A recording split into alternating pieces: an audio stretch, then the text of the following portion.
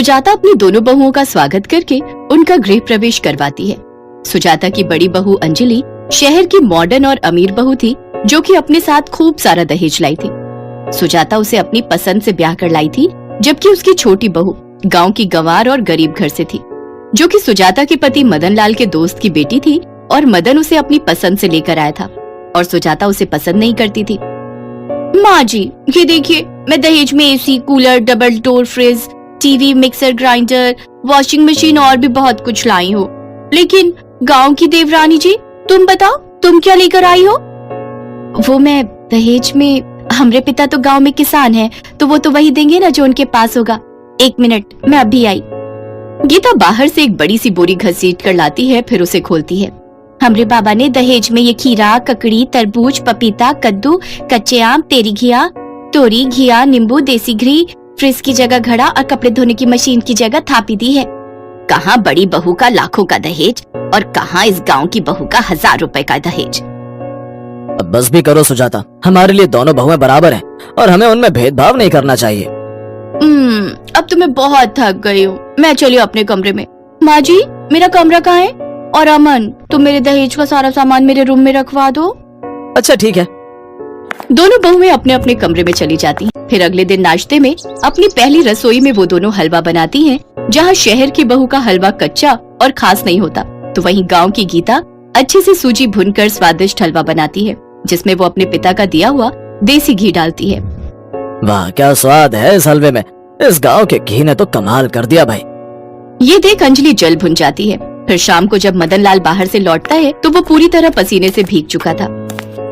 अरे बाबूजी, आप बैठिए, मैं अब भी आपके लिए घड़े का पानी फिर आम पन्ना बनाकर लाती हूँ, उसकी ठंडक से आपको आराम मिलेगा। बाबूजी, जब तक ये बनाकर लाएगी आपकी हालत खराब हो जाएगी। आप मेरे कमरे में बैठ जाइए, वहाँ एसी है, और फ्रिज का ठंडा पानी पी लीजिए। बिल्कुल ठीक कह रही है, मैं भी एसी में ही बैठी थी। नहीं, आज कितने सालों बाद मुझे आम पन्ना पीने को मिलेगा। मैं तो तुमसे कह कह कर थक गया इतने सालों से, लेकिन तुम तो ठहरी आलसी। मैं देसी हूँ और मुझे देसी खाना और तौर तरीके ही पसंद है।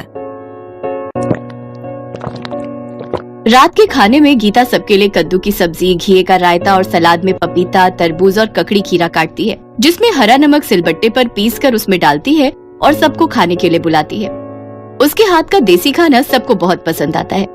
एक रोज गीता दहेज में आई थापी से कपड़े पटक पटक कर धो रही थी। उसकी आवाज से अंजलि परेशान होकर वहाँ आती है। उफ, ये क्या शोर शराबा लगा रखा है, गंवार कहीं की। वॉशिंग मशीन से कपड़े धो ले, उसमें ये आवाज नहीं आएगी। हमको मशीन चलानी नहीं आती जेठानी जी, और कपड़े इस देसी थापी से पछाड़ पछाड़ कर धोने से ना 2 फायदे होते हैं, कपड़े भी साफ हो जाते हैं और खुद का शरीर भी फिट रहता है। शाम को जब वो कपड़े सूखते हैं तो अंजलि देखती है कि उसके पति की कमीज, जो मशीन में धोने से भी साफ नहीं लगती थी, वो काफी चमक दे रही थी। अब तो उससे भी कभी कभी अपनी देवरानी के ये काम अच्छे लगने लगे। ऐसे ही कुछ दिन बीतते हैं। फिर एक रोज, अरे लगता है एसी में पानी नहीं डाला। जेठानी जी और माँ जी थकी हारी गर्मी में बाहर से आएंगी तो उन्हें ठंडी हवा नहीं लगेगी, मैं अभी इसमें पानी डाल देती हूँ। वो एसी में पानी डालने लगती है, तभी वहाँ अंजलि और सुजाता आ जाती हैं। यू इडियट, ये क्या कर रही हो? एसी में कौन पानी डालता है? निकल यहाँ से, तू इस घर में रहने लायक ही नहीं है। हमको लगा कूलर की तरह इसमें भी पानी ही डलता है, इसीलिए हम डाल दिए। आप ठीक ही कहती हो, हम इस घर में रहने लायक नहीं है, इसीलिए हम यहाँ से जा रहे हैं। गीता वहाँ से चली जाती है। उसके जाने के बाद अंजलि को उसका हाथ से खाना खाने, गर्मियों में गांव के फलों की चाट बनाकर देना बड़ा याद आता है।